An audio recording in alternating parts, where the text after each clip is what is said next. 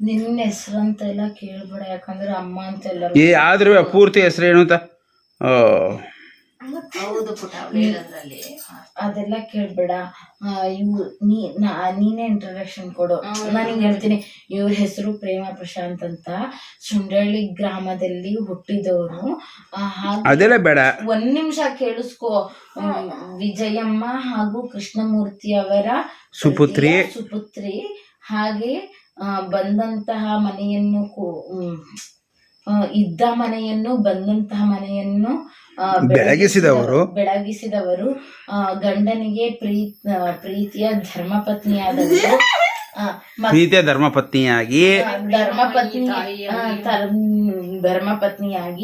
ಹಾಗೆ ಪ್ರಜ್ಞಾ ಮತ್ತು ಪ್ರಣತಿಗೆ ಪ್ರೀತಿ ಅಮ್ಮನಾಗಿ ನಮ್ಮಿಬ್ಬರಿಗೂ ಕೂಡ ಆದರ್ಶ ಗುರುವಾಗಿಯೂ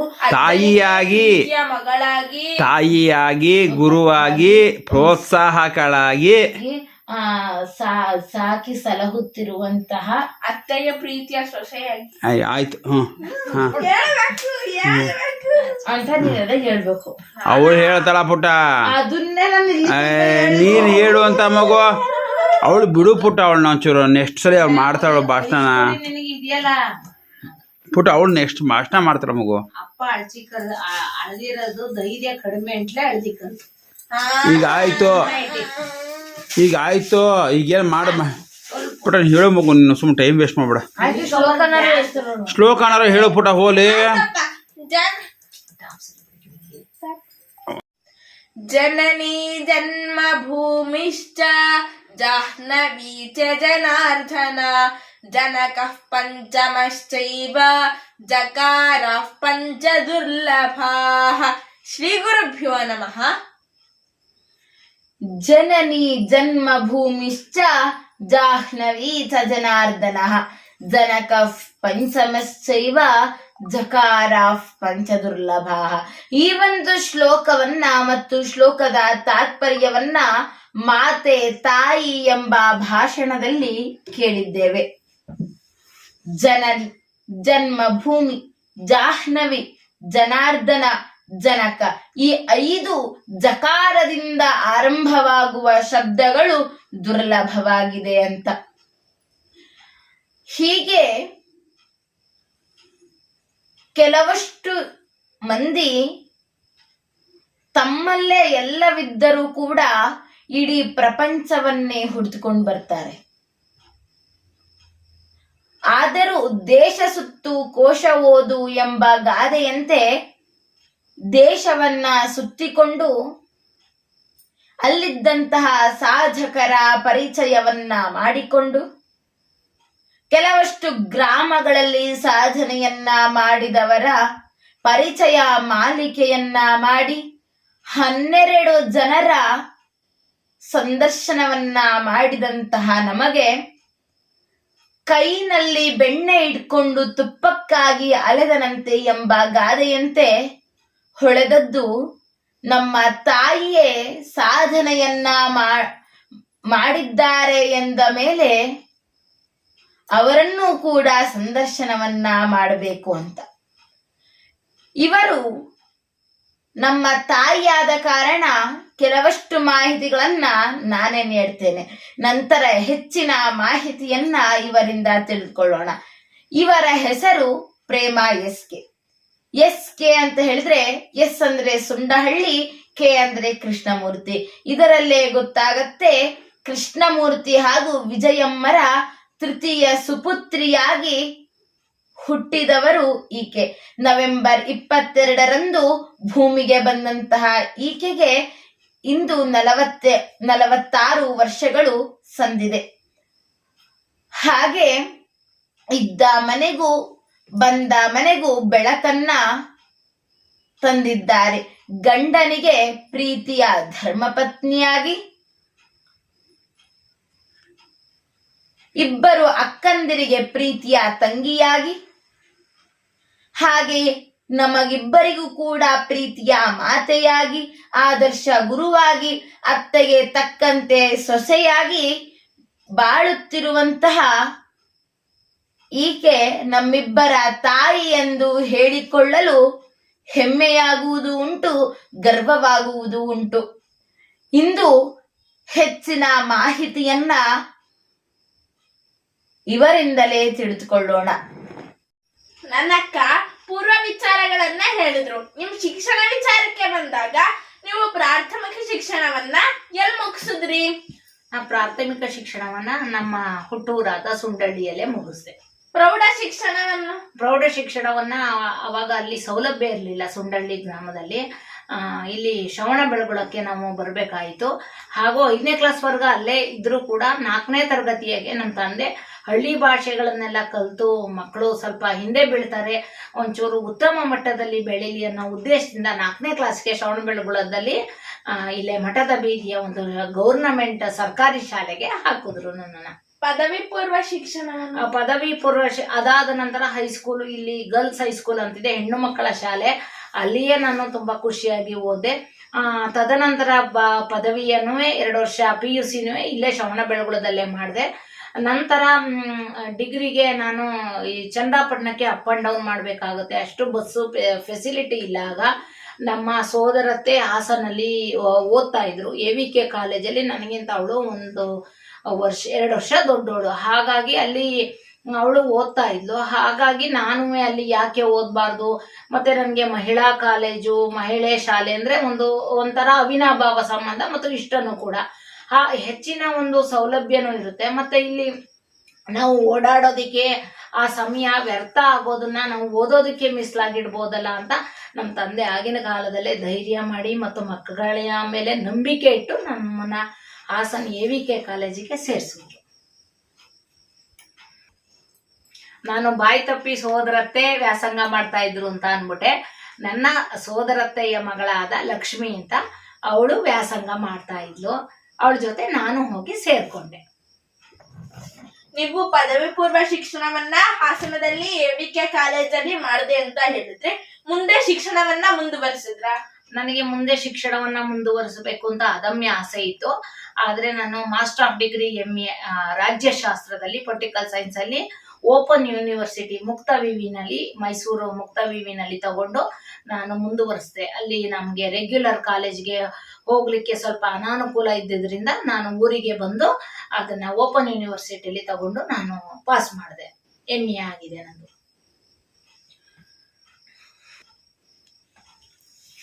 ನೀವು ಬಾಲ್ಯದಲ್ಲಿದ್ದಾಗ ತುಂಟಾಟಗಳನ್ನ ಮಾಡಿದ್ರ?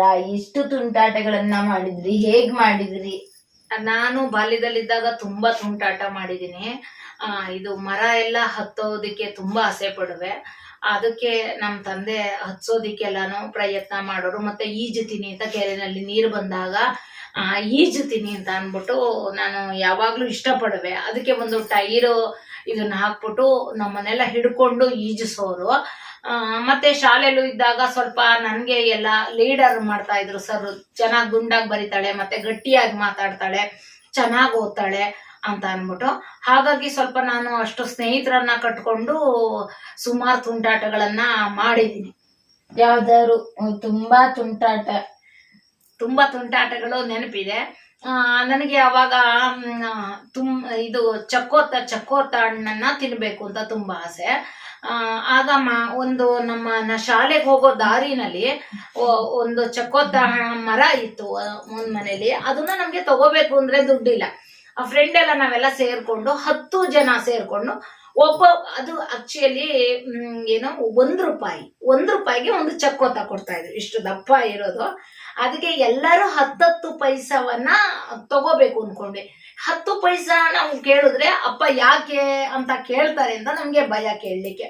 ಅಮ್ಮ ಬೀರುನಲ್ಲಿ ಪರ್ಸ್ನಲ್ಲಿ ದುಡ್ಡಲ್ಲಿ ಇಡ್ತಾ ಇದ್ಲು ಚೇಂಜ್ಗಳನ್ನ. ಆಗ ನಮ್ಗೆ ಗೊತ್ತಾಯ್ತು. ಆಮೇಲೆ ಮಧ್ಯಾಹ್ನ ಊಟಕ್ಕೆ ಬರ್ತಾ ಇದ್ವಿ ನಾವು. ಸರಿ ಅನ್ಬಿಟ್ಟು 10 ಪೈಸನ ನಾನು ಆ ಪರ್ಸಿಂದ ಅಪ್ಪ ಅಮ್ಮನ್ಗೆ ಹೇಳ್ದೇನೆ ತಗೊಂಡಿದ್ದೆ. ಆಮೇಲೆ ತಗೊಂಡು ನಾನು ಎಲ್ಲರೂ ತಂದಿದ್ರು ಹಾಗೆ ಚಕ್ಕೋತನ ತಗೊಂಡು ತಿಂದು ಆಯ್ತು. ಬಟ್ 10 ಪೈಸಾ ತಗೊಂಡಿದ್ದು ಮನಸ್ಸಿನಲ್ಲಿ ತುಂಬಾ ನೋವು ಕಾಡ್ತಾ ಇತ್ತು. ಅದ್ ಹೇಳಿಲ್ವಲ್ಲ ಅಂತ. ಒಂದಿನ ಹೀಗೆ ಹೇಳ್ದೆ, ಅಯ್ಯೋ ನಾನೇ ಹೇಳಿದ್ರೆ ಕೊಡ್ತಿದ್ನಲ್ಲಪ್ಪ ಅಂದ್ರು. ಈ ತರ ನಾನು ಹೇಳ್ದೇನೆ ನಿಮ್ಗೆ 10 ಪೈಸಾ ತಗೊಂಡ್ಬಿಟ್ಟಿದೀನಿ ಅಣ್ಣ, ನಾನು ಸಾರಿ ಅಂತಾನು ಕೇಳ್ದೆ. ಹಾಗೆ ಇನ್ನೊಂದು ಘಟನೆನೂ ಕೂಡ, ನಾವು 3ನೇ ಕ್ಲಾಸಲ್ಲಿ ಇದ್ವೇನೋ, ಅವಾಗ ಹೀಗೆ ಲೀಸರ್ ಪೀರಿಯಡ್ ಒಂದು ಇತ್ತು. ಆಗ ಮಕ್ಕಳೆಲ್ಲ ಸೇರ್ಕೊಂಡು ಹಿಂಗೆ ಆಟ ಆಡ್ತಾ ಇದ್ವಿ. ಕಳ್ಳ ಪೊಲೀಸ್ ಆಟ ಆಗ ಫೇಮಸ್ಸು. ಮಧ್ಯಾಹ್ನ ಟೈಮಲ್ಲಿ ಆಟ ಆಡ್ತಿದ್ದಾಗ ಸರ್ ಬಂದು ತಲೆ ಮೇಲೆ ಹೊಡೆದ್ಬಿಟ್ರು. ದೇವರಾಜ್ ಮಾಸ್ಟ್ರು ಅಂತ ಅಂದ್ಬಿಟ್ಟು ನಮ್ಗೆ ತಲೆ ಮೇಲೆ ಹೊಡೆದಿದ್ದಕ್ಕೆ ನೋವು ಆಯ್ತು, ಮತ್ತೆ ಒಳಗೆ ದುಃಖನೂ ಆಯ್ತು. ಹೀಗೆ ಹೊಡೆದು ಬಿಟ್ರಲ್ಲ ನಮ್ಗೆ ಏನಕ್ಕೆ ಅಂತ ಅನ್ಬಿಟ್ಟು. ಆಗ ನಾವು ಮನೇಲಿ ಹೋದ್ರು ಆಗ ತುಂಬಾ ಶಿಕ್ಷೆ. ಏನ್ ಮಾಡಿದ್ರು ಏನು ಅಂತ ಅಷ್ಟು ಇದಾಗಿ ಎಲ್ಲ ಮನೇಲಿ ಕೇಳ್ತಿರ್ಲಿಲ್ಲ. ಮಾಸ್ಟರ್ಗೆ ಬಂದು ಹೇಳೋರು, ಹೊಡಿರಿ ಚೆನ್ನಾಗಿ ಕಲೀಲಿ ಮಕ್ಕಳು ಅಂತ ಅನ್ಬಿಟ್ಟು. ಹಾಗಾಗಿ ಮನೇಲೂ ಹೋದ್ರೂ ನಮ್ಗೆ ಈ ತರ ಮಾಡ್ತಾರೆ, ಇದ್ರಲ್ಲೂ ಮಾಡ್ತಾರೆ, ಬನ್ನಿ ನಾವೆಲ್ಲಾದ್ರೂ ಹೋಗ್ಬಿಡೋಣ ದೂರಕ್ಕೆ ಅಂತ. ಆಗ 5 ಗಂಟೆಗೆ ಒಂದು ಬೆಂಗಳೂರು ಗಾಡಿ ಅಂತ ಬರ್ತಾ ಇತ್ತು. ಶಾಲೆ ಬಿಡೋ ಟೈಮ್ಗೆ ನಮ್ಗೆ 4:15 ಬಿಟ್ರೆ ನಾವು ಬಸ್ ಸ್ಟ್ಯಾಂಡಿಗೆ ಪಾಟಿ ಚೀಲ ಹಿಡ್ಕೊಂಡು ಹಂಗೆ ಹಿಂಗೆ ಆಡ್ಕೊಂಡು ಬರೋ ಹೊತ್ತಿಗೆ 5 ಗಂಟೆ ಆಗೋದು. ಅಲ್ಲಿಗೆ ಬಸ್ ಬರೋದು. ಆಮೇಲೆ ಆ ಬಸ್ಸಿಗೆ ಹೋಗ್ಬಿಟ್ಟು ಇರಿಸಾವೆನಲ್ಲಿ ನಾವು ಅಲ್ಲಿ ಇಳ್ಕೊಳ್ಳೋಣ, ಅಲ್ಲಿ ಏನಾದ್ರೂ ಮಾಡ್ಕೊಂಡು ನಾವು ಬದುಕೋಣ, ಇಲ್ಲಿರೋದು ಬೇಡ, ನಮ್ಮ ಶಾಲೆನೂ ಬೇಡ ಮನೇನೂ ಬೇಡ ಅಂತ ಒಂದು 4 ಜನ ನನ್ನ ಜೊತೆ ಫ್ರೆಂಡ್ಗಳು, ಲೇಡೀಸ್ ಫ್ರೆಂಡ್ಗಳೇನೆ, ಗರ್ಲ್ಸ್ ಫ್ರೆಂಡು. ಆಮೇಲೆ ಅವ್ರ ಜೊತೆ ಹತ್ತಕ್ಕೆ ಹೋದಾಗ ಭಯ. ಆಗ ಚಿಕ್ಕ ಮಕ್ಕಳಲ್ವಾ, ಹತ್ತಕ್ಕೂ ಅವ್ನು ನಿಲ್ಸಿದ್ದಾನೆ, ವಿಷಲ್ ಊತಿದ್ದಾನೆ ಕಂಡಕ್ಟರು. ನಾವು ಹೀಗೆ ಹೋಗೋದೋ ಬೇಡವಾ, ಹೀಗೆ ಹೋಗೋದೋ ಬೇಡವಾ ಅವನ್ನ. ಆಗ ಕಂಡಕ್ಟರು, ಏನ್ರಮ್ಮ ನೀವು ಬರ್ತೀರಾ ಇಲ್ವಾ ಅಂದಾಗ, ಅಷ್ಟು ಬರ್ಲಿಕ್ಕೆ ನಮ್ಮಲ್ಲಿ ಏನೋ ಅಮೌಂಟು ಇಲ್ಲ, ಎಲ್ಲಿಗೆ ಹೋಗ್ಬೇಕು ಅನ್ನೋದು ಗೊತ್ತಿಲ್ಲ. ಹಾಗಾಗಿ ಹಿಂದೆ ಉಳ್ಕೊಂಡ್ಬಿಟ್ವಿ. ಅದೊಂದು ಘಟನೆ. ಆ ನಂತರ ಹೀಗೇನೆ ಇನ್ನೊಂದು ಘಟನೆ, ಏನೋ ತಪ್ಪು ಮಾಡಿದಾಗ ಇದೇ ಶಾಲೆಯಲ್ಲಿ ಬೈದಾಗ ಮತ್ತೆ ಹೊಡೆದಾಗ ನಾವು ಇಲ್ಲ ಅಂತ ಇದೇ ತರ ಬೇಸರ ಆದಾಗ ಒಂದೇ ಒಂದು ಟ್ಯಾಕ್ಸಿ ಅಂತ ಬರ್ತಾ ಇತ್ತು. ಅದನ್ನ ಎಲ್ಲ ಒಡ್ರುಗಪ್ಪೆ ಅಂತ ಕರಿತಾ ಇದ್ರು ನಮ್ಮೂರಲ್ಲಿ. ಸಂಜೆ 4:15 ಬರ್ತಿತ್ತು. ಸ್ಕೂಲಿಂದ ಸ್ವಲ್ಪ ರೋಡ್ ಹತ್ರ ನಾವೆಲ್ಲ ಹೊಟ್ಟೋಗ್ಬಿಡೋಣ, ನಾವು ಇರಬಾರ್ದು ದಾರಿ ಮೇಲೆ ಅಂತ ಅಂದ್ಬಿಟ್ಟು ಆಗಲೇ ಅಂತ ಯೋಚನೆಗಳು. ನಾನೇ ಮುಂದಾಳತ್ವ ವಹಿಸ್ಕೊಂಡು ಸೈಡಿಗೆ ಬ್ಯಾಗೆಲ್ಲ ಇಟ್ಕೊಂಡು ಫ್ರೆಂಡ್ ಎಲ್ಲ ನಾವು ಸಾಯಕ್ಕೆ ಹೋಗ್ಬಿಡೋಣ ಅಂತ ರೋಡಲ್ಲಿ ಮಲ್ಕೊಂಡಿದ್ದು ಉಂಟು. ಅವರು ದೂರದಿಂದನೇ ಹಾರನ್ ಮಾಡ್ಕೊಂಡು ಬರ್ತಾ, ಮತ್ತೆ ಅದನ್ನ ಬೇರೆಯವರು ಒಬ್ರು ನೋಡಿ ನಮ್ಮ ಮನೆಗಳಿಗೆ ತಿಳಿಸಿ, ನಾನು ಮನೆಗೆ ಬಂದಾಗ ಅಣ್ಣ ತುಂಬಾ ಶಿಕ್ಷೆ ಕೊಟ್ಟಿದ್ರು. ಅದನ್ನ ಯಾವತ್ತೂ ಮರೆಯಕ್ಕಾಗಲ್ಲ. ಆಮೇಲೆ ಒಂದಿನ ತೋಟದಲ್ಲಿ ಕೂಡ ಇದು 2ನೇ ಘಟನೆ. 3ನೇ ಘಟನೆ ಏನು ಅಂದ್ರೆ, ತೋಟದಲ್ಲಿ ನಮ್ಗೆ ನೇರಳೆ ಹಣ್ಣು ತುಂಬಾ ತಿನ್ಬೇಕು ಅಂತ ಆಸೆ. ಅದು ಮಧ್ಯಾಹ್ನ ಟೈಮ್ ಊಟಕ್ಕೆ ಬಿಡೋರಲ್ಲ, ಆ ಟೈಮಲ್ಲಿ ಬೇಗ ಊಟ ಮಾಡ್ಕೊಂಡು ಒಬ್ಳು ಸುಂದ್ರಿ ಅಂತ ನನಗೆ ಕ್ಲೋಸ್ ಫ್ರೆಂಡ್, ತೋಟದ ಹತ್ರನೇ ಮನೆ, ಬಾ ಅಂತ ಅಂದ್ಬಿಟ್ಟು ತೋಟದ ಹತ್ರ ತುಂಬಾ ನೇರಳೆಗಳ ಇದೆ. ಅಲ್ಲಿ ಮಾತ್ರ ದೆವ್ವಗಳು ಸ್ವಲ್ಪ ಕಾಟ. ನಾನು ಒಬ್ಳೆ ಹೂ ಮುಡ್ಕೊಂಡಿದ್ದೆ. ಹೂವು ಮಾತ್ರ ಮುಡ್ಕೋಬೇಡ, ಅದು ಹೂಗೆ ಅಟ್ರಾಕ್ಷನ್ ಮಾಡುತ್ತೆ, ಅದನ್ನ ತೆಗೆದು ಬೇರೆ ಕಡೆ ಬ್ಯಾಗ್ ಒಳಗೆ ಇಟ್ಕೊಂಡ್ಬಿಡು ಅಂತ ಕರ್ಕೊಂಡು ಹೋಗಿದ್ಲು ಅವತ್ತು. ಆಮೇಲೆ ಸ್ವಲ್ಪ ನೇರಳೆ ಹಣ್ಣು ಕೆಳಗಡೆ ಎಲ್ಲ ಬಿದ್ದಿದ್ದು ತಗೊಂಡು ಬಂದು ತಿನ್ಕೊಂಡು ಬ್ಯಾಗಲ್ಲ ಅಷ್ಟು ತುಂಬಿಕೊಂಡು ಬಂದ್ವಿ. ಅವತ್ತು ಮಧ್ಯಾಹ್ನ ಲೇಟ್ ಆಯ್ತು ಅಂತ ಅಂದ್ಬಿಟ್ಟು ಸರ್ರು ಒಂದೊಂದು ಏಟ್ ಕೊಟ್ಬಿಟ್ಟು ಒಳಕ್ಕೆ, ಯಾಕೆ ಲೇಟ್ ಮಾಡ್ತೀರಾ, ಬೇಗ ಬರೋದಲ್ವಾ ಅಂತ ಒಳಗೆ ಕರ್ಕೊಂಡಿದ್ರು. ಆ 3 ಘಟನೆನೂ ನನಗೆ ತುಂಬಾ ಚೆನ್ನಾಗಿ ಜ್ಞಾಪಕ ಇದೆ. ನೀವು ಸುಂಡಳ್ಳಿಯಿಂದ ಬೆಳಗುಳಕ್ಕೆ ಯಾವ ಮಾರ್ಗದಿಂದ ಬರ್ತಾ ಇದ್ರಿ? ಅಂದ್ರೆ ಯಾವ್ದಾದ್ರು ವಾಹನ, ಬಸ್ ಇತ್ಯಾದಿಗಳನ್ನ ಬಳಸ್ಕೊಂಡ್ ಬರ್ತಾ ಇದ್ರು ಅಥವಾ ನಡ್ಸ್ಕೊಂಡ್ ಬರ್ತಾ ಇದ್ರು, ಹೇಗೆ? ಆಗೆಲ್ಲ ಒಂದು 5ನೇ ಕ್ಲಾಸಿಂದ ಮುಂದಕ್ಕೆ ನಾವು ಓದ್ಬೇಕು ಅಂದ್ರೆ ಶ್ರವಣ ಬೆಳಗುಳಕ್ಕೆ ಬರ್ಬೇಕಾಯ್ತು ಮಗು. ಅಲ್ಲಿ ಬರ್ಬೇಕಾದ್ರೆ ಯಾವುದೇ ಒಂದು ರೀತಿ ಬಸ್ಸು ಇರ್ಲಿಲ್ಲ. ಬಸ್ಸು, ಒಂದು ವೆಹಿಕಲ್ಗಳು ಅಥವಾ ಆಟೋ ಆಗ್ಲಿ ಈಗಿನಷ್ಟು ಯಾವುದೂ ಇರ್ಲಿಲ್ಲ. ಸೊ ಒಂದು 4 ಕಿಲೋಮೀಟರ್ ಆಗುತ್ತೆ ಸುಂಡಳ್ಳಿಯಿಂದ ಶ್ರವಣ ಬೆಳಗುಳಕ್ಕೆ. ಎಲ್ಲಾ ನಡೆದೇ ಬರ್ತಾ ಇದ್ರು.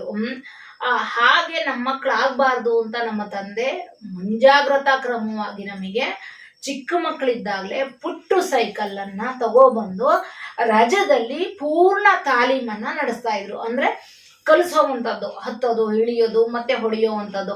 ಆ ಥರ ನಮಗೆ ಕಲಿಸೋದ್ರಿಂದ ನಾನು ಒಂದು ದಿನನೂ ಶ್ರವಣ ಬೆಳಗೊಳ ಶಾಲೆಗೆ ನಡೆದುಕೊಂಡು ಹೋಗುವಂಥ ಪರಿಸ್ಥಿತಿ ಬರಲೇ ಇಲ್ಲ ನನಗೆ. ಯಾವಾಗಲೂ ಒಂದು 1/4 ಗಂಟೆ ಮುಂಚೆ ಬಿಡ್ತಾ ಇದ್ದೆ. ನಾನು ಸೈಕಲ್ನಲ್ಲಿ ಬರ್ತಾ ಇದ್ದೆ.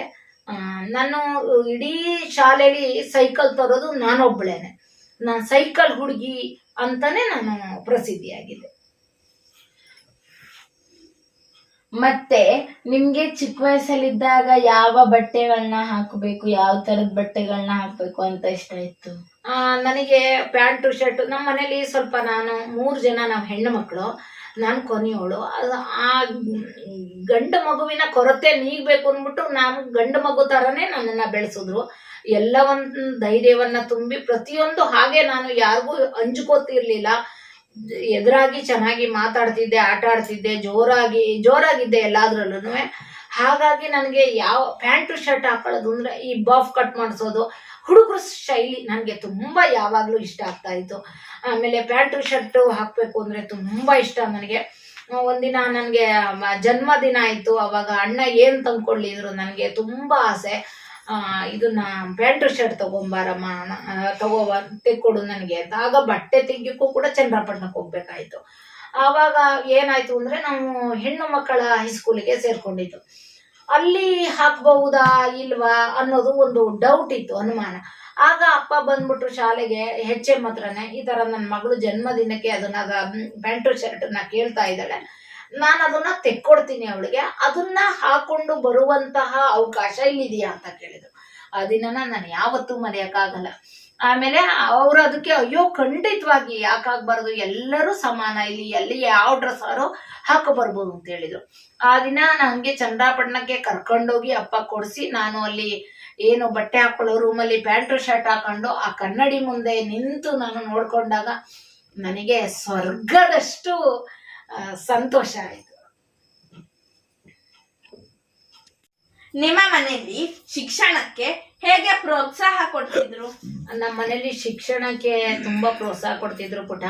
ಚೆನ್ನಾಗಿ ಓದ್ಬೇಕು ಅಂತ ಅನ್ಬಿಟ್ಟು, ಮತ್ತೆ ಜೊತೆಗೆ ಶಿಕ್ಷಣದ ಜೊತೆಗೆ ಹೊರಗಿನ ಕೆಲಸಕ್ಕೂ ಒತ್ತು ಕೊಡ್ತಾ ಇದ್ರು. ತೋಟದಲ್ಲಿ ಅಥವಾ ಮನೆ ಕೆಲಸ ಆಗ್ಲಿ, ತೋಟದ ಕೆಲಸ, ಒಂದು ಸೋಗೆ ಎಳಿಯೋದು, ಕಾಯಿ ಇದ್ ಮಾಡೋದು, ಹಸು ತೊಳೆಯೋದು, ಇವೆಲ್ಲ ಕೂಡ ಜ್ಞಾನಗಳು ಇರಬೇಕು ಅಂತ ಅಂದ್ಬಿಟ್ಟು ಇದು ಮಾಡ್ತಾ ಇದ್ರು.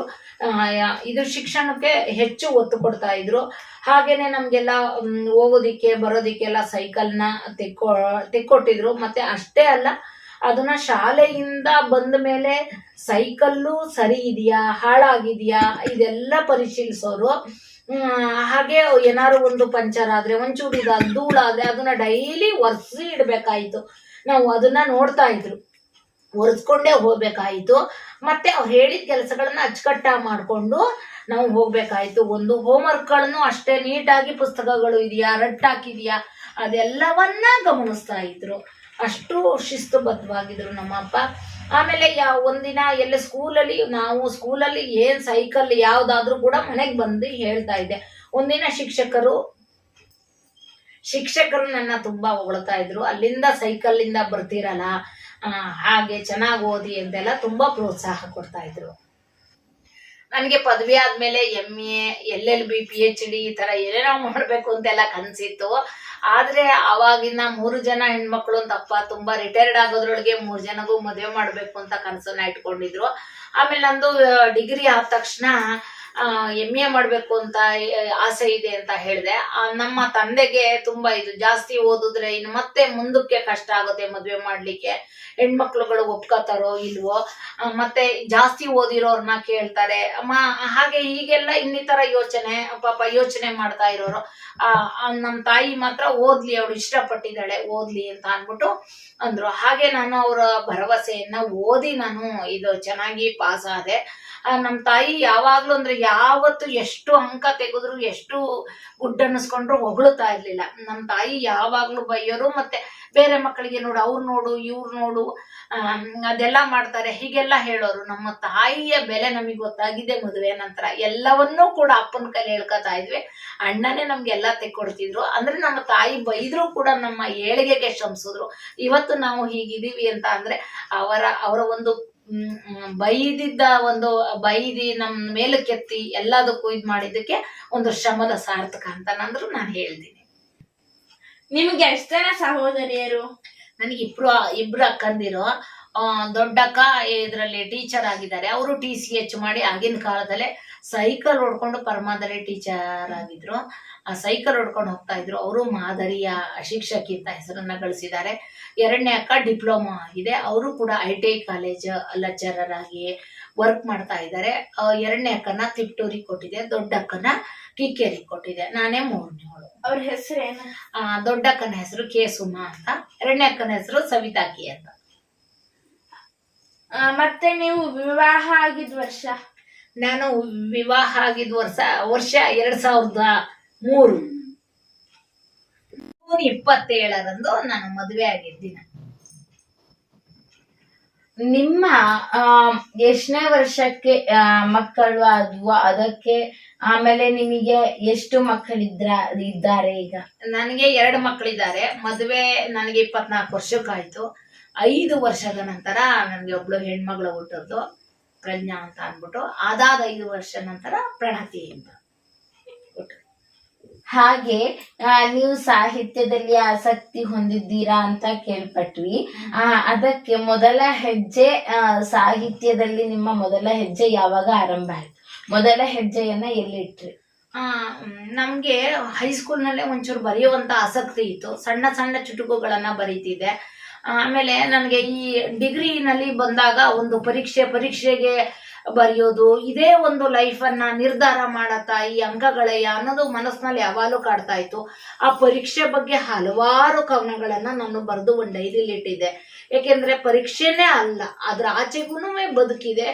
ಮತ್ತೆ ಅದು ಒಂದು ಎಕ್ಸಾಮ್ ಅಲ್ಲಿ ಅಂಕ ತಗೊಂಡು ಅಷ್ಟೇ ಸೀಮಿತನ, ಈ ತರ ಪ್ರಶ್ನೆಗಳು ನನ್ನ ಮನಸ್ಸನ್ನ ತುಂಬಾ ಕಾಡ್ತಾ ಇದ್ವು.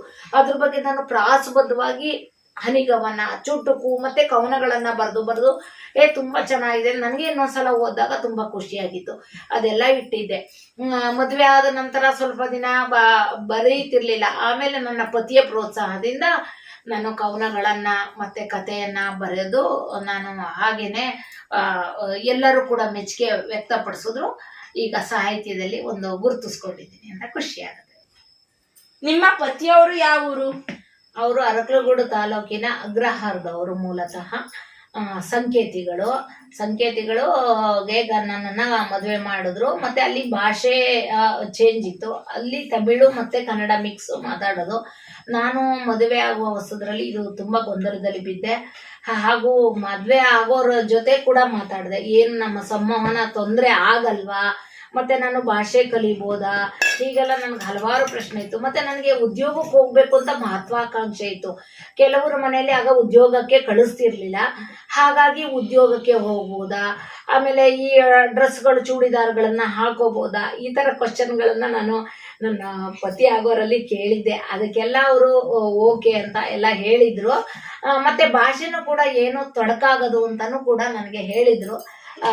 ಸಂಕೇತಿಗಳಲ್ಲಿ ನನಗೆ ಆ ತರ ಭಾಷೆ ಇದೆ, ಆ ತರ ಜನಾಂಗ ಇದೆ ಅಂತ ಗೊತ್ತಿದ್ದೆ. ಮದ್ವೆ ಆದ್ಮೇಲೆ ನನಗೆ ತುಂಬಾ ಹೆಮ್ಮೆ ಇದೆ ಸಂಕೇತಿ ಜನಾಂಗಕ್ಕೆ ಸೇರಿದೆ.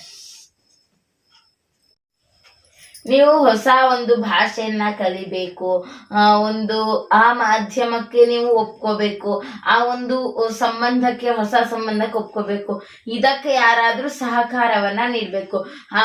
ಅದಕ್ಕೆ ನಾವು ತಿಳ್ಕೊಂಡ ಮಟ್ಟಿಗೆ ನಿಮ್ಮ ಪತಿ ದೇವರು ಒಂದು ಗೌರ್ಮೆಂಟ್ ಶಾಲೆಯಲ್ಲಿ ಕೆಲಸ ಮಾಡ್ತಾ ಇದ್ರು. ಗೌರ್ಮೆಂಟ್ ಶಾಲೆ ಅಂತ ಹೇಳಿದ್ರೆ ಟ್ರೈನಿಂಗಿಗೆ ಹೋಗ್ಬೇಕು, ಅಲ್ಲಿಗೆ ಹೋಗ್ಬೇಕು, ಇಲ್ಲಿಗೆ ಹೋಗ್ಬೇಕು ಅಂತ ಇರುತ್ತೆ. ಅಂದ್ರೆ ಅವರೇ ಎಲ್ಲಾ ಭಾಷೆಯನ್ನ ಕಲ್ಸ್ಕೊಡಕ್ಕಾಗಲ್ಲ. ಅದಕ್ಕೆ ನಿಮ್ಗೆ ಭಾಷೆಯನ್ನ ಕಲಿಸಿಕೊಡಲು ಯಾರು ಸಹಾಯವನ್ನ ಮಾಡಿದ್ರು ಹೆಚ್ಚು? ಖಂಡಿತ ನಾನು ಅದರಲ್ಲಿ ನಮ್ಮ ಮಾವ ಅಂತ ಹೇಳಕ್ ಇಷ್ಟಪಡ್ತೀನಿ. ನಮ್ಮ ಮಾವ ನನಗೆ ಮದುವೆ ಆದ ಹೊಸಲು ದಾಟಿದ ತಕ್ಷಣ ಒಂದು ದೊಡ್ಡ ಚೀಟಿಯನ್ನ ಕೊಟ್ರು. ಆ ಚೀಟಿಲಿ ಏನಿತ್ತಪ್ಪ ಅಂದ್ರೆ ಪದಗಳಿಗೆ ಏನು ಕರೆಯೋದು, ತಮಿಳಲ್ಲಿ ಏನು, ತೆಂಗಿನಕಾಯಿಗೆ ತೋಂಗಾಯಿ, ಹೊಸ್ತಿಲಿಗೆ ಪೊಸ್ತಿಲು, ಈ ತರ ಪದಗಳನ್ನ ಒಂದು 150 ಪದಗಳನ್ನ ಬರ್ಕೊಟ್ಟಿದ್ರು. ನನಗೆ ಆ ಪದಗಳನ್ನ ಓದಿ ನನಗೆ ಇದಕ್ಕೆ ಹೀಗಂತಾರೆ ವಿಳ್ಳೆದೆಲೆನಕ್ಕೆ ಬೆತ್ತಲೆ, ಈ ತರ ಸುಮಾರು ಪದಗಳನ್ನ ನಾನು ಓದ್ಕೊಂಡೆ 2-3 ದಿನ. ನಂಗೆ ತುಂಬಾ ಖುಷಿ ಆಯ್ತು. ಮತ್ತು ನಮ್ಮ ಮಾವ ಮೊದಲು ಪ್ರೋತ್ಸಾಹ, ಇಂದಿಗೂ ಕೂಡ ನನ್ನ ಮಕ್ಕಳು ಏನಾದರೂ ಕನ್ನಡ ಭಾಷೆಯಲ್ಲಿ ಮಾತಾಡಿದ್ರೆ ಸಂಕೇತಿಲ್ ವಾರ್ಚಲಣ್ಣು ಅಂತೆ ನಮ್ಮ ಮಾವ ಹೇಳ್ತಾರೆ, ತಪ್ಪನ್ನ ತಿದ್ದುತ್ತಾರೆ. ನಮ್ಮ ಮನೆಯವರು ನಾನು ಹೇಗೆ ಮಾತಾಡಿದ್ರು ಕೂಡ ಅಕ್ಸೆಪ್ಟ್ ಮಾಡ್ಕೊತಾ ಇದ್ರು. ಮತ್ತೆ ತಪ್ಪಾದ್ರೂ ಕೂಡ ಅವರು ಏನು ಅಂತ ಇರಲಿಲ್ಲ. ಹಾಗಾಗಿ ನಾನು ಕೆಲವು ತಪ್ಪುಗಳನ್ನ ಇವತ್ತಿಗೂ ಒಂಚೂರು ಏನು ಬಹುವಚನ ಏಕವಚನ ತಪ್ಪಾಗ್ಬೋದು, ಆದ್ರೆ ಅಡ್ಜಸ್ಟ್ ಮಾಡ್ಕೋತಾರೆ. ನಮ್ಮ ಮಾವ ನನಗೆ ಮೊದಲು ಭಾಷೆಯನ್ನ ಕಲಿಸಿದ್ದಲ್ಲಿ ಹೆಲ್ಪ್ ಮಾಡಿದ್ದು ಅವರೇನೆ. ಮತ್ತೆ ನಾನು ಅದರಲ್ಲೇ ಮಾತಾಡ್ಸೋರು, ಅದರಲ್ಲೇ ರಿಪ್ಲೈ ಮಾಡೋ ಹಂಗೆ ನನಗೆ ಮಾಡಿದ್ರು. ನನ್ನ ಮಕ್ಕಳು ಕೂಡ ಇವತ್ತು ಏನು ಸಂಕೇತಿನಲ್ಲಿ ಮಾತಾಡಿದ್ರು ಕೂಡ ಅರ್ಥ ಮಾಡ್ಕೊಳ್ತಾರೆ. ನಿಮ್ಮ ಅತ್ತೆಯ ಬಗ್ಗೆ ನಿಮ್ಮ ಅಭಿಪ್ರಾಯ? ನಮ್ಮ ಅತ್ತೆ ಅಂತೂ ಹೇಳ್ತಿರೋದು ಅಪರೂಪದ ಅತ್ತೆ ಅಂತ ಹೇಳಬೇಕು. ಯಾಕೆಂದ್ರೆ ಅವರು ಇವತ್ತಿಗೂ ನಾನು ಕರೆಯೋದು ಚಿನ್ನ ಅಂತಾನೆ. ಅಷ್ಟು ನಾನು ಯಾವಾಗ ಅಲ್ಲಿ ಒಂದು ದಿನನೂ ಒಂದು ಕೆಲಸನೂ ಮಾಡಿಸ್ತಿರ್ಲಿಲ್ಲ, ಟೀ ಕಾಫಿನೂ ಕೂಡ ಮಾಡಿಸ್ತಿರ್ಲಿಲ್ಲ. ಮತ್ತೆ ಯಾವುದೇ ಫಂಕ್ಷನ್ಗೆ ಹೋದ್ರು ಕೂಡ ಜೊತೆಲೇನೆ ಪಕ್ಕದಲ್ಲೇ ಇರಬೇಕು ಅಂತ ಅಂದ್ಬಿಟ್ಟು ತುಂಬಾ ಇದು ಮಾಡ್ತಾ ಇದ್ರು. ಎಲ್ಲರೂ ಕೂಡ ಅಯ್ಯೋ ನಿನ್ನ ಸೊಸೆನ ಯಾರು ಎತ್ಕೊಂಡು ಹೋಗಲ್ಲ ಅಷ್ಟು ಅಂತ ಅಂದ್ಬಿಟ್ಟು ಇವ್ರನ್ನ ಇದು ಮಾಡ್ತಾ ಇದ್ರು ಕೂಡ ತುಂಬಾ ನಾವು ಬರೋವರೆಗೂ ತಿಂಡಿ ತಿನ್ನೋದಾಗ್ಲಿ ಊಟ ಮಾಡೋದಾಗ್ಲಿ. ನಾವು ಬೇರೆ ಬೂಕನಕೆರೆಯಲ್ಲಿ ಇದ್ವಿ, ನಮ್ಮ ಮನೆಯವ್ರ ಜಾಬಲ್ಲಿ ಇದ್ದಾಗ. ಆಗ ಪ್ರತಿ ಹಬ್ಬಕ್ಕೂ ಎಲ್ಲ ಊರಿಗೆ ಹೋಗ್ತಿದ್ವಿ. ಬರೋವರೆಗೂ ಕಾಯ್ತಾ ಊಟ ಮಾಡ್ದೇನೆ ಸಖತ್ತು ಕಾಯೋರು. ಇವತ್ತಿಗೂ ಕೂಡ ಯಾವುದೇ ರೀತಿಯ ಒಂದು ಬೈಯೋದಾಗ್ಲಿ ಒಂದು ಅಥವಾ ಚಾಡಿ ಹೇಳೋದಾಗ್ಲಿ ಇನ್ನೊಂದು ಮಾಡೋದಾಗ್ಲಿ ಅದೇ ಇಲ್ಲ. ಅದೇ ಪ್ರೀತಿಯಿಂದ ಇವತ್ತಿಗೂ ಇದ್ದಾರೆ. ಅವರು ಉಪ್ಪಿನಕಾಯಿನ ತುಂಬಾ ಚೆನ್ನಾಗಿ ಹಾಕ್ತಾರೆ, ಮಿಡಿಗಾಯಿ ಉಪ್ಪಿನಕಾಯಿನ. ನನಗೆ ಮಿಡಿಗಾಯಿ ಉಪ್ಪಿನಕಾಯಿನ ರುಚಿ ನೋಡಿದ್ದೆ ಮದ್ವೆ ಆದ್ಮೇಲೆ. ಮತ್ತೆ ನೀವು ಮದ್ವೆ ಆದ್ಮೇಲೆ ಸಾಹಿತ್ಯ ಹಿಂಗೆಲ್ಲ ಬರ್ತ್ಕೊಂತ ಹೋದ್ರಿ. ಹಾಗೆ ನೀವು ಪುಸ್ತಕಗಳನ್ನ ಬರೆದಿದ್ದೀರಾ. ಮೊದಲ ಪುಸ್ತಕ ಯಾವುದು? ನಂದು ಹೀಗೆ ಮೊದಲು ನಾನು ಕವನಗಳನ್ನ ಬರೀತಿದ್ದೆ, ಸುಮಾರು ಬರೆದಿಟ್ಕೊಂಡಿದ್ದೆ. ಹಾಗೆ ಇದೆಲ್ಲ ಪ್ರಕಟ ಮಾಡುವಂತಹ ನನ್ಗೆ ಹೇಗ್ ಮಾಡ್ಬೇಕು ಏನು ಅಂತೆಲ್ಲ ನನ್ಗೆ ಗೊತ್ತಿರ್ಲಿಲ್ಲ. ಒಟ್ಟಲ್ಲಿ ಬರೆದಿಟ್ಕೊಂಡಿದ್ದೆ. ನಮ್ಮ ಅತ್ತೆ ಮಾವನು ನಾನು ಏನು ಕೂಡ ಮಾಡಿದ್ರು ಕೂಡ ಪ್ರೋತ್ಸಾಹ ಮಾಡ್ತಾ ಇದ್ರು. ನಾನು ಇದರ ಖಾಸಗಿ ಶಾಲೆಯಲ್ಲಿ ಶಿಕ್ಷಕಿಯಾಗಿ ನಾನು ಕಂಪ್ಯೂಟರ್ ಕಲ್ತಿದ್ದೆ. ಹಾಗಾಗಿ ಶಿಕ್ಷಕಿಯಾಗಿ ನಾನು ಕೆಲ್ಸಕ್ಕೆ ಹೋದೆ. ಅದಕ್ಕೂ ಕೂಡ ಒಪ್ಪಿಗೆ ಕೊಟ್ಟರು. ನಮ್ಮ ಪತಿ ಅವರು ಅಷ್ಟೇನೆ, ನೀನು ಹೇಗೆ ನಿನ್ಗೆ ಯಾವ್ದು ಇಷ್ಟನೋ ಅದು ಮಾಡುವುದು. ಹಾಗೆ ಬರಿತಾ ನಾನು ಇಷ್ಟು ಕವನಗಳನ್ನ ಮಾಡಿದ್ದೀನಿ, ಯಾಕೆ ಒಂದು ಪುಸ್ತಕ ಮಾಡಬಾರ್ದು ಅಂತ ಮನಸ್ಸಿನಲ್ಲಿ ಮೂಡ್ ಬಂತು.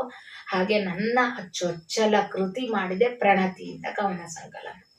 ಈ ಎಷ್ಟು ಪುಸ್ತಕಗಳನ್ನ ಬರೆದಿದ್ದೀರಿ? ನಂದು 6 ಪುಸ್ತಕಗಳು ಇದೀಗ ಆಗಿದೆ. ಯಾವ್ಯಾವುದು? ನಂದು ಮೊದಲಿಗೆ ಕವನ ಸಂಕಲನ ಪ್ರಣತಿ, ನಂತರ ಇದು 4 ಮೊದಲು. ಅದಕ್ಕಿಂತ ಮುಂಚೆ ನಾನು ದಾಳೆಗೌಡ್ರನ್ನ ನೆನಪಿಸ್ಕೋಬೇಕು. ನನಗೆ ಪತ್ರ ಸಂಸ್ಕೃತಿ ಅಂತ ಸಂಘಟನೆಯಿಂದ ಇದರಲ್ಲಿ ಭದ್ರಾವತಿನಲ್ಲಿ ಇದೆ, ಅವರು ಪರಿಚಯ ಆಯಿತು. ಅವ್ರ ಮುಖೇನ ನಾನು ಬರೆಯೋದಕ್ಕೆ ಇನ್ನೂ ಹೆಚ್ಚು ಒತ್ತು ಕೊಟ್ಟೆ. ಅವರು ನನ್ನ ಒಂದು ಮೊದಲ ಕವನ ಸಂಕಲನ 4 ನಿಟ್ಟಿನಿಂದ ಅಂತ ಪ್ರಕಟ ಮಾಡಿಕೊಟ್ರು. ಆ 4 ನಿಟ್ಟಿನಿಂದ ಅಂದ್ರೆ ನನ್ನಾಗೆ 4 ಜನ ಬರಹಗಾರನ ಸೇರಿಸಿ ಒಂದೇ ವಿಷಯವನ್ನ ಕೊಡ್ತಾ 4 ಜನರು 4 ರೀತಿ ಬರೆದಿದ್ದನ್ನ ನೋಡಿ ಅದಕ್ಕೆ ಆ ಪುಸ್ತಕಕ್ಕೆ 4 ನಿಟ್ಟಿನಿಂದ ಅಂತ ಹೆಸರಿಟ್ಟು ಅದನ್ನ ಪ್ರಕಟ ಮಾಡಿದ್ರು. ಆ ದಿನ ನನಗೆ ಯಾವತ್ತೂ ಕೂಡ ಮರೆಯಕ್ಕಾಗಲ್ಲ. ಅದು ಅತ್ಯಂತ ಖುಷಿ ತಂದ ದಿನ ನನಗೆ. ದಾಳೆ ಕೊಟ್ಟರು, ಅದನ್ನ ಪ್ರಿಂಟ್ ಮಾಡಿಕೊಟ್ಟೆ. ಅದರ ನಮ್ದು ಯಾವ ರೀತಿಯನ್ನೋ ಹಣವನ್ನು ಕೂಡ ತೆಗೆದುಕೊಳ್ಳಿಲ್ಲ. ಆ ಖುಷಿ ನನಗೆ ಇವತ್ತಿಗೂ ಇದೆ, ಅವತ್ತೂ ಇತ್ತು, ಮುಂದೂ ಸಹ ಇರುತ್ತೆ. ಅದಾದ ನಂತರ ಚುಟುಕುಗಳ ಸಂಗ್ರಹ ಅಂತ ಅಂದ್ಬಿಟ್ಟು ಎಲ್ಲರೂ ಕೂಡ ಚುಟುಕುಗಳನ್ನ ಬರೆದು 10 ಚುಟುಕುಗಳನ್ನ ಪ್ರಕಟ ಮಾಡಿದ್ವಿ. ಆಗ ನಾವು ಬರಿಬೋದು ಅನ್ನೋ ಒಂದು ಇದು ಬಂತು. ಆಮೇಲೆ ನನ್ನ ಒಂದು ಸ್ವತಂತ್ರ ಒಂದು ಕೃತಿಯನ್ನ ಮಾಡಬೇಕು ಅಂತ ಹಂಬಲ ಹೆಚ್ಚಾಯಿತು. ತದನಂತರ ನಂದು ಅದರ ಕನಸೆ ಪ್ರಣತಿ ಅನ್ನುವ ಒಂದು ಶೀರ್ಷಿಕೆ ತಗೊಂಡು, ಪ್ರಣತಿ ಅಂದ್ರೆ ಹಣತೆ, ಅದನ್ನ ಒಂದು ಹಣತೆಯಾಗಿ ಒಂದು ಕವನವನ್ನ ಬರೆದು ನಾನು ಅದನ್ನ ಪ್ರಕಟಣೆ ಮಾಡಿದ್ದೀನಿ. ಅದು ತುಂಬಾ ಖುಷಿ ಕೊಟ್ಟಿದೆ. ಎರಡನೇ ಪುಸ್ತಕ ನಂದು ಸಂಸ್ಕಾರ, ಹಾಗೂ ಮತ್ತೆ ಪೂಜ್ಯ ಪಿತ, ಮತ್ತೆ ಪ್ರೇಮ ಪುಷ್ಪ. ಪ್ರೇಮ ಪುಷ್ಪ ಅಂತ ಅಂದ್ರೆ ಅದು ನಾನು ಸಂದೇಶಗಳನ್ನ, ನಾನು ಪುಷ್ಪಗಳನ್ನ ಜೋಡಿಸ್ತಾ ಇದ್ದೆ ಪ್ರತಿ ಬೆಳಗ್ಗೆ ಹೂವಿನಲ್ಲಿ ಅಲಂಕಾರ ಮಾಡಿ. ಅದು ನಾನು ಒಂದು ದಿನನೂ ಬಿಡಿದ ಹಾಗೆ 1,000 ಸಂಚಿಕೆಯವರೆಗೆ ಪ್ರತಿದಿನ, ಕೆಲವೊಂದು ದಿನ 10 ಗಂಟೆಗೂ ಕೂಡ ಶುಭೋದಯ ಹೋಗಿದೆ. ಆ ಶುಭೋದಯದಲ್ಲಿ ಆ ಒಂದು ಚಿತ್ರವನ್ನ ಅಲಂಕಾರ ಹೂಗಳನ್ನ ಮಾಡಿ ಅದಕ್ಕೆ ಒಂದು ಸಂದೇಶ, ಅಂದ್ರೆ ಒಂದು 100 ಸಂದೇಶಗಳನ್ನ ನಾನೇ ಸ್ವತಂತ್ರವಾಗಿ ರಚಿಸಿದೆ. ಆಮೇಲೆ ಕಾರ್ಯದೊತ್ತಡದಿಂದ ಒಳ್ಳೆ ಸುಭಾಷಿತಗಳನ್ನ ಅದಕ್ಕೆ ಆಡ್ ಮಾಡಿ ಅದು ಪ್ರೇಮ ಪುಷ್ಪ ಅಂತ ಅಂದ್ಬಿಟ್ಟು ಬುಕ್ ಮಾಡಿದೆ. ನಾನು ಪುಷ್ಪ ಸಂದೇಶ ಅಂತ ಅಂದ್ಬಿಟ್ಟು ಕಳಿಸ್ತಾ ಇದ್ದೆ ನಾನು. ಅದು ತುಂಬಾ ಪ್ರಕಟ, ತುಂಬಾ ಎಲ್ಲರೂ ಕೂಡ ವಾಟ್ಸಪ್ ಅಲ್ಲಿ ಹೊಗಳ್ತಾ ಇದ್ರು. ಮತ್ತೆ ಯಾವತ್ತೂ ಕೂಡ ನಿಂತಿರ್ಲಿಲ್ಲ. 1,000 ಸಂಚಿಕೆ ಆದ್ಮೇಲೆ ನಾನು ಅದಕ್ಕೆ ಯಾಕೆ ಮಾಡಬಾರ್ದು ಈ ಪುಸ್ತಕನ, ಒಂದು ಸುಸಂದೇಶದ ಒಂದು ಇದನ್ನ ಅಂದ್ಬಿಟ್ಟು ಪ್ರೇಮ ಪುಷ್ಪ ಅನ್ನೋದು 2ನೇ ಕೃತಿ ನಂದು. ಮೂರನೇ ಕೃತಿ ಸಂಸ್ಕಾರ. 3ನೇ ಕೃತಿಯನ್ನ ಮಾಡುವಾಗ ನಾನು ಲೇಖನಗಳನ್ನ ಬರೆದಿದ್ದೆ. ಆ ಲೇಖನಗಳು ತುಂಬಾ ಅರ್ಥಗರ್ಭಿತವಾಗಿತ್ತು, ಮತ್ತೆ ಸಮಾಜಕ್ಕೆ ಒಂದು ಮಾದರಿ ಕೂಡ ಆಗಿತ್ತು. ಅದು ನನ್ನ ಹಾಸನವಾಣಿ, ಜನತಾ ಮಾಧ್ಯಮ, ಜೇನುಗಿರಿ ಹಲವಾರು ಪತ್ರಿಕೆಗಳಲ್ಲಿ ಪ್ರಕಟ ಆಗಿತ್ತು. ಇದನ್ನೆಲ್ಲ ಸೇರಿಸಿ ಏನಕ್ಕೆ ನಾನು ಒಂದು ಬುಕ್ ಮಾಡಬಾರ್ದು ಅಂತ ಬಂತು. ಅದು ಅದಾದ ನಂತರ ಬುಕ್ ಮಾಡಬೇಕು ಅನ್ನೋ ಟೈಮಲ್ಲೇ ನಮ್ಮ ತಂದೆ ಹೋಗ್ಬಿಟ್ರು. ಸರಿ, ಅವರ ನೆನಪಿನಲ್ಲೇ ಈ ಕೃತಿನ ಬಿಡುಗಡೆ ಮಾಡೋಣ ಅನ್ನೋ ಒಂದು ಉದ್ದೇಶ ಇಟ್ಕೊಂಡು ನಮ್ಮ ತಂದೆಯ ಒಂದು ಭಾವಚಿತ್ರವನ್ನು ಹಾಕಿ ಅವರಿಗೆ ನಾನು ಅರ್ಪಣೆ ಮಾಡಿ ನಾನು ಲೇಖನಗಳ ಸರಮಾಲೆಯನ್ನ ನಮ್ಮ ಮಾಸದ ಸಾಹಿತ್ಯ ನೆನಪಿನ ಬಳಗದಲ್ಲೇ ಹೊರತಂದೆ. ಅದು ನನಗೆ ತುಂಬಾ ಖುಷಿ ಇದೆ. ಈಗ 6ನೇ ಪುಸ್ತಕ ಯಾವುದು? 6ನೆಯ ಪುಸ್ತಕ ನಂದು ಇದು ಏನು ಕತೆಗಳದ್ದು ಮಗಳೆಂಬ ಜ್ಯೋತಿ ಅಂತ ಅಂದ್ಬಿಟ್ಟು. ಮಗಳೆಂಬ ಜ್ಯೋತಿ ಅದು ಬರೀ ಕತೆಗಳ ಕವನ ಸಂಕಲ. ಒಂದು ವಾಟ್ಸಪ್ ಅಲ್ಲಿ ಒಂದು ಚಿತ್ರ ಕೊಟ್ಟು ಒಂದು ಕತೆಗಳನ್ನ ಬರೆಯುವಂತಹ ಒಂದು ಸ್ಪರ್ಧೆಯನ್ನ ಏರ್ಪಡಿಸ್ತಿದ್ರು. ಅವಾಗ ನಾನು ಎಲ್ಲಾ ಕತೆಗಳಲ್ಲೂ ಭಾಗವಹಿಸ್ತಾ ಇದ್ದೆ ಬರೆದು. ಅದು ತುಂಬಾ ಚೆನ್ನಾಗಿ ಒಂದು ಸಂದೇಶನೂ ಕೂಡ ಪ್ರತಿಯೊಂದರಲ್ಲೂ ಇದೆ. ಅದನ್ನ ನಾನು ಯಾಕೆ ಮಾಡಬಾರ್ದು ಅನ್ನೋ ಒಂದು ಕನಸು ಬಂತು. ಆ ನಿಟ್ಟಿನಲ್ಲೇ ನಾನು ಇತ್ತೀಚೆಗೆ ಅದು ಏಪ್ರಿಲ್ ಅಲ್ಲಿ ಬಿಡುಗಡೆ ಆಗಿದ್ದು ಮಗಳೆಂಬ ಜ್ಯೋತಿ ಅಂತ ಅಂದ್ಬಿಟ್ಟು ಆ ಪುಸ್ತಕ ಬಿಡುಗಡೆ ಆಯ್ತು. ಮತ್ತೆ ನಿಮ್ಮ ಮಕ್ಕಳಿಗೆ ನೀವು ಯಾವ ರೀತಿಯಾಗಿ ಪ್ರೋತ್ಸಾಹವನ್ನ ಕೊಡ್ತೀರಿ? ಅವರು ಈಗ ಕೊರೋನಾದಲ್ಲಿ 1 ವರ್ಷ ಮನೆಯಲ್ಲಿ ಇದ್ರು, 10 ತಿಂಗಳು. ಆವಾಗ ತುಂಬಾ ಎಲ್ಲ ಒಂದು ಕವನದ ಒಂದು ಬರೆಯುವಂತಹ ಹವ್ಯಾಸಗಳನ್ನ ರೂಢಿಸ್ದೆ. ಹಾಗೂ ಒಂದು ಸ್ಪರ್ಧೆಯಲ್ಲಿ ಒಂದು ರಂಗೋಲಿ ಬಿಡೋದಾಗ್ಲಿ, ಮತ್ತೊಂದು ಇನ್ನ ಏನು ವೇಸ್ಟ್ ಆಗಿರುವಂತಹ ವಸ್ತುವಿನಲ್ಲಿ ಏನಾದ್ರು ಕರಕುಶಲ ಮಾಡೋದು, ಬರೆಯೋದು, ಉತ್ತಮವಾದ ಮತ್ತೆ ಪುಸ್ತಕಗಳನ್ನ ಓದುವ ಹವ್ಯಾಸ, ಕಗ್ಗವನ್ನ ಓದುವ ಹವ್ಯಾಸ ಎಲ್ಲವನ್ನ ಬೆಳೆಸ್ದೆ. ಮತ್ತೆ ನಮ್ಮ ಪತಿನೂ ಕೂಡ ತುಂಬಾ ಅದಕ್ಕೆ ಎಲ್ಲ ಪ್ರೋತ್ಸಾಹ ಕೊಟ್ರು. ಹಾಗೆ ನಾನು ಏನೇ ಮಾಡಿದ್ರು ಅದು ಎಲ್ಲರಿಗೂ ತಲುಪುವಂತೆ ನಮ್ಮ ಪತಿ ಮಾಡ್ತಾ ಇದ್ರು. ಯಾಕೆಂದ್ರೆ ವಾಟ್ಸಪ್ ಅಲ್ಲಿ ಕಳ್ಸೋದು, ಮತ್ತೆ ಪ್ರತಿಯೊಂದು ಯೂಟ್ಯೂಬ್ಗೆ ಹಾಕೋದು, ಇದೆಲ್ಲ ಕೂಡ ಮಾಡ್ತಾ ಇದ್ರು. ಮತ್ತೆ ಅವ್ರಿಗೆ ಗುರುಕುಲದ ಶಿಕ್ಷಣನ ಕಲಿಸ್ಬೇಕು, ಯಾಕೆ ಒಂದು ಆತ್ಮವಿಶ್ವಾಸವನ್ನ ಕಲಿಸ್ಬೇಕು ನಾವು, ಯಾಕೆಂದ್ರೆ ಮಕ್ಕಳಿಗೆ ಭರತನಾಟ್ಯ, ಸಂಗೀತ ಎಲ್ಲ ಕಲಿಸ್ಬೇಕು ಅನ್ನೋವಂತಹ ಒಂದು ಭಾವನೆಯನ್ನ ಇಟ್ಕೊಂಡಿದ್ವಿ. ಇಲ್ಲಿ ಶ್ರವಣಬೆಳಗೊಳದಲ್ಲಿ ನಾವು ವಾಸವಾಗಿದ್ದಾಗ ಚಂದ್ರಾಪಟ್ಟಣಕ್ಕೆ ಪ್ರತಿ ಸಲ ಹೋಗಿ ಬಂದು ಮಾಡೋದಕ್ಕೆ ಸ್ವಲ್ಪ ತೊಂದರೆ ಆಗುತ್ತೆ ಅಂದ್ಬಿಟ್ಟು ಒಂದೇ ಒಂದು ಶಾಲೆಯಲ್ಲಿ ಎಲ್ಲವನ್ನೂ ಸಿಕ್ಕಿದಾಗ ಅದು ಯಾಕಾಗಬಾರ್ದು ಒಳ್ಳೇದಾದ್ರೆ ಅಂತ ಅಂದ್ಬಿಟ್ಟು ಹೀಗೆ ಒಂದು ಸೋಮಣ್ಣ ಅಂತ ಮಾದಾಪುರದಲ್ಲಿ ಒಬ್ಬರಿದ್ದಾರೆ, ಅವ್ರ ಕಡೆಯಿಂದ ಗುರುಕುಲದ ಪರಿಚಯ ಆಯಿತು. ಹಾಗೂ ಮತ್ತು ಸುವರ್ಣ ಟಿವಿನಲ್ಲಿ ಶುಭಂ ಕರೋತಿಯ ಬಗ್ಗೆ ಒಂದು ಮಾಹಿತಿಯೂ ಬಂತು. ಯಾಕೆ ಒಂದು ಏಕಾಏಕಿ ಹೆಣ್ಮಕ್ಳನ್ನ ನಾವು ಸೇರ್ಸಕ್ಕೆ ಆಗಲ್ಲ ಅಂದ್ಬಿಟ್ಟು ಒಂದು ದಿನ ಹೋಗಿ ಅಲ್ಲಿಯ ಸನ್ನಿವೇಶವನ್ನೆಲ್ಲ ನೋಡಿಕೊಂಡು ಬಂದ್ವಿ. ನಮ್ಮ ಮನಸ್ಸಿಗೂ ಸ್ವಂತ ಖುಷಿ ಆಯಿತು, ಮತ್ತೆ ಮಕ್ಕಳಿಗೂ ಖುಷಿ ಆಯಿತು, ಮಗಳಿಗೂ ತುಂಬ ಖುಷಿ ಆಯಿತು. ಆಗಲಿ ಅಂದ್ಬಿಟ್ಟು ಅಪ್ಲಿಕೇಶನ್ ಹಾಕಿದ್ವಿ. ಅಲ್ಲಿ ಸಿಗುತ್ತೋ ಇಲ್ವೋ ಅಂತ ತುಂಬಾ ಒಂದು ಇದರಲ್ಲಿದ್ವಿ. ನನ್ನ ಮಗಳ ಪ್ರತಿಭೆಗೆ ಸಿಕ್ತು ಕೂಡ, ನಮಗೂ ಖುಷಿ ಆಯ್ತು. ಅದೇ ರೀತಿ ಒಂದು ದಿನವೂ ಬೇಜಾರು ಮಾಡ್ಕೊಳ್ಳದೇನೆ ಇವತ್ತಿಗೂ ಮಕ್ಕಳು ಅಲ್ಲಿ ಓದ್ತಾ ಇದ್ದಾರೆ ಗುರುಕುಲದಲ್ಲಿ. ಗುರುಕುಲದ ಶಿಕ್ಷಣದಿಂದ ತುಂಬಾ ಕಲ್ತಿದ್ದಾರೆ. ಮಕ್ಕಳಿಂದ ನಾವು ಸಮಾಜದಲ್ಲಿ ಹೆಚ್ಚು ಗುರುತಿಸ್ಕೊಂಡಿದೀವಿ ಅನ್ನೋದಕ್ಕೆ ಸಂತೋಷ ಆಗುತ್ತೆ. ಹೆಮ್ಮೆಯ ಗುರುಕುಲ ಅಂತ ಹೇಳಲಿಕ್ಕೆ ನನಗೆ ತುಂಬಾ ಖುಷಿ ಆಗುತ್ತೆ. ನಿಮ್ಮ ಜೀವನದಲ್ಲಿ ನಡೆದಂತ ಸಿಹಿ ಘಟನೆ, ಕಹಿ ಘಟನೆ? ಸಿಹಿ ಘಟನೆ ಅಂದ್ರೆ ನನಗೆ ಮದುವೆ ಆದ 5 ವರ್ಷ ಮಕ್ಕಳು ಇರಲಿಲ್ಲ. ನನಗೆ ಮೊದಲನೇ ಮಗಳು ಪ್ರಜ್ಞಾ ಅಂದ್ರೆ ನೀನು ಹುಟ್ಟಿದ್ದ ಗಳಿಗೆನೆ ನನಗೆ ಅಮೃತ ಗಳಿಗೆ, ಅದನ್ನ ಯಾವತ್ತೂ ಮರೆಯೋಕ್ಕಾಗಲ್ಲ ನನಗೆ. ಅದು ತುಂಬಾನೇ ಎಂಥದ್ದು ಎಮೋಷನಲ್ಲು. ಒಂದು ಹೆಣ್ಣು ತಾಯಿಯಾದಾಗಲೇ ಅದಕ್ಕೊಂದು ಪೂರ್ಣ ಭರ್ತಿ ಆಗೋದು. ಹಾಗಾಗಿ ನಾನು ಅದು ತುಂಬ ಸಂತೋಷದ ಗಳಿಗೆ, ಅದು ಸಂತೋಷದ ದಿನ. ಕಹಿ ಘಟನೆ? ಕಹಿ ಘಟನೆ ಅಂದ್ರೆ ನಮ್ಮ ತಂದೆ ಹೋಗಿದ್ದು. ನಮ್ಮ ತಂದೆ ಹೋದಾಗ ನಾನು ಹತ್ರನೇ ಇದ್ದೆ. ಅವ್ರು ಯಾವ ಆಸ್ಪತ್ರೆನೂ ಕೂಡ ಇಚ್ಛೆ ಪಡಲಿಲ್ಲ. ಅವರು ಸಾವಿಗೆ ಹತ್ರ ಆಗಿದ್ದೀನಿ ಅಂತ ಅವ್ರಿಗೆ ಗೊತ್ತಿತ್ತು ನಾನು ಹೋಗ್ತೀನಿ ಅಂತ. ಅದನ್ನ ಆನಂದದಾಯಕವಾಗಿ ಖುಷಿಯಾಗಿ ಹೋದ್ರು. ಆ ಘಟನೆ ತುಂಬಾ ದುಃಖದ ಘಟನೆ ಅಂತ ಹೇಳ್ತೀನಿ. ಮತ್ತೆ ನಿಮ್ಗೆ ಯಾವ್ದಾದ್ರು ಪ್ರಶಸ್ತಿಗಳು ಬಂದಿದ್ಯಾ? ಪ್ರಶಸ್ತಿಗಳು ನನಗೆ ಕಾದಂಬರಿ ಶಾರದೆ ಜಯಂತಿ ಚಂದ್ರಶೇಖರ್ ಅನ್ನೋ ಪ್ರಶಸ್ತಿಯನ್ನ ಡಾಕ್ಟರ್ ಕವಿತಾ ಕೃಷ್ಣರವರು ನನ್ನ ಪ್ರತಿಭೆನ ಗುರುತಿಸಿ ಅವರು ಕೂಡ ಮಾಡಿಕೊಟ್ರು. ನಮಗೆ ತುಂಬ ಖುಷಿ ಇದೆ. ಹೀಗೆ ಹಲವಾರು ನಾನು ಸಾಹಿತ್ಯದಲ್ಲಿ ಗುರುತಿಸ್ಕೊಂಡು ಪ್ರಶಸ್ತಿ ಪತ್ರಗಳು ಎಲ್ಲ ಬಂದಿದೆ. ಕವನ ವಾಚನದಲ್ಲಿ ಎಲ್ಲ ಕಡೆ ನಾನು ಭಾಗವಹಿಸ್ತಿದ್ದೆ. ಆಗ ಅನೇಕ ಫಲಕಗಳು ಮತ್ತೆ ಪ್ರಶಸ್ತಿ ಪತ್ರಗಳು ಕೂಡ ಬಂದಿದೆ. ನೀವು ಸಾಹಿತ್ಯ ಬಳಗದಲ್ಲಿ ಇದ್ರಿ ಅಂದ್ರಲ್ಲ, ಅಲ್ಲಿ ಯಾವ್ದಾರು ಹುದ್ದೆ ಪಡೆದಿದ್ದೀರಾ? ಹೌದು, ನಾನು ಹಲವಾರು ಸಾಹಿತ್ಯ ಬಳಗದಲ್ಲಿ ನಾನು ತೊಡಗಿಸ್ಕೊಂಡಿದ್ದೆ. ನನ್ನ ಒಂದು ಈ ಚಟುವಟಿಕೆಯನ್ನು ಗುರುತಿಸಿ ಹಾಸನ ಲೇಖಕಿಯರ ಬಳಗದಲ್ಲಿ ನನ್ನನ್ನು ತುಂಬ ಆಸಕ್ತಿ ಇದೆ ಬನ್ನಿ ಸೇರ್ಕೊಳ್ಳಿ ಅಂತ ಹೇಳಿ ಸೇರಿಸ್ಕೊಂಡ್ರು. ನಾನು ಖಜಾಂಚಿಯಾಗಿ 1 ವರ್ಷ ನಾನು ಅಲ್ಲಿ ಕೆಲಸವನ್ನು ನಿರ್ವಹಿಸಿದ್ದೇನೆ. ನಂತರ ಸಾಂಸ್ಕೃತಿಕ ಕಾರ್ಯದರ್ಶಿಯಾಗಿ ಕಾರ್ಯನಿರ್ವಹಿಸಿದ್ದೀನಿ. ತಿಂಗಳ ತಿರುಳು ಅಂತ ಪ್ರತಿ ತಿಂಗಳು ಅಲ್ಲಿ ಒಂದು ಕಾರ್ಯಕ್ರಮವನ್ನ, ಸಾಹಿತ್ಯ ಚಟುವಟಿಕೆಯನ್ನ ಮಾಡ್ತಾ ಇದೀವಿ, ಈಗಲೂ ಮಾಡ್ತಾ ಇದ್ದಾರೆ. ನಾನು ಪ್ರತಿ ತಿಂಗಳ ಅಲ್ಲಿ ಹೋಗಿ ಭಾಗವಹಿಸಿ ಸಕ್ರಿಯವಾಗಿ ತೊಡಗಿಸ್ಕೊಂಡು ಬರ್ತಾ ಇದ್ದೆ. ಅದರ ಹೊರತಾಗೂ ಕೂಡ ಏನು ವಾಟ್ಸಪ್ ಗ್ರೂಪ್ಗಳಲ್ಲಿ ಕೇಸರಿ ನಂದನ, ಕವಿ ಸಾಹಿತ್ಯ ಜೀವಾಳ ಅಲ್ಲಿ ನಿರ್ವಾಹಕಿಯಾಗಿಯೂ, ಮತ್ತೆ ಕಿದ್ಮಾ ಫೌಂಡೇಶನ್ ಅಲ್ಲಿ ಏನು ಅಲ್ಲಿ ಪ್ರತಿಯೊಂದು ಕೂಡ ನಿರ್ವಾಹಕಿ ಮತ್ತೆ ಜಡ್ಜು ಕೂಡ ಮಾಡಿ ನಾನು ಬಹುಮಾನಗಳನ್ನ ಅಲ್ಲಿ ನೀಡಿದ್ದೀನಿ. ಮತ್ತೆ ನಮ್ಮದೇ ಶ್ರವಣಬೆಳಗೊಳದಲ್ಲಿ ಸಹೃದಯ ಸಾಹಿತ್ಯ ಬಳಗ ಮಾಸದ ನೆನಪು ಅನ್ನೋ ಕಾರ್ಯಕ್ರಮವನ್ನ 37 ತಿಂಗಳಿಂದ ಎಡೆಬಿಡದೇನೆ ಪ್ರತಿ ತಿಂಗಳು ಕೂಡ ವಿಶೇಷ ಅತಿಥಿಯನ್ನ ಕರೆದು ಮಾತಾಡಿಸೋದು, ಇವುಗಳದ್ರಲ್ಲಿ ನಾನು ಸಂಚಾಲಕಿಯಾಗಿ ಕಾರ್ಯನಿರ್ವಹಿಸ್ತಿದ್ದೀನಿ. ಅದಕ್ಕೆ ಹೆಮ್ಮೆ ಆಗುತ್ತೆ ನನಗೆ.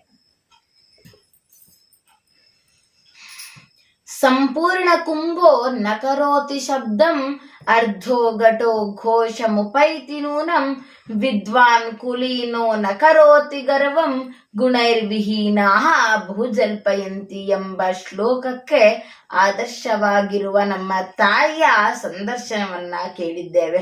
ಹಲವಾರು ವಿಷಯಗಳನ್ನ ತಿಳಿದುಕೊಂಡಿದ್ದೇವೆ. ಈ ಒಂದು ಸಂದರ್ಶನವನ್ನ ಮಾಡಿದ ಕಾರಣ ಏನು ಅಂತ ಹೇಳಿದ್ರೆ, ನಮ್ಮ ತಾಯಿಯ ಸಾಧನೆ ಕೂಡ ಎಲ್ಲರಿಗೂ ತಿಳಿಯಬೇಕೆಂಬುದು. ಯಾಕೆ ಅಂತ ಹೇಳಿದ್ರೆ, ಸಾಧಕಿಯಾಗಿ ಎಲ್ಲರಿಗೂ ತಿಳಿಯಬೇಕೆಂಬುದೇ ನಮ್ಮಿಬ್ಬರ ಆಶಯವಾದ ಕಾರಣ ನಾವು ಈ ಒಂದು ಸಂದರ್ಶನವನ್ನ ಮಾಡಿದ್ದೇವೆ. ಧನ್ಯವಾದಗಳು.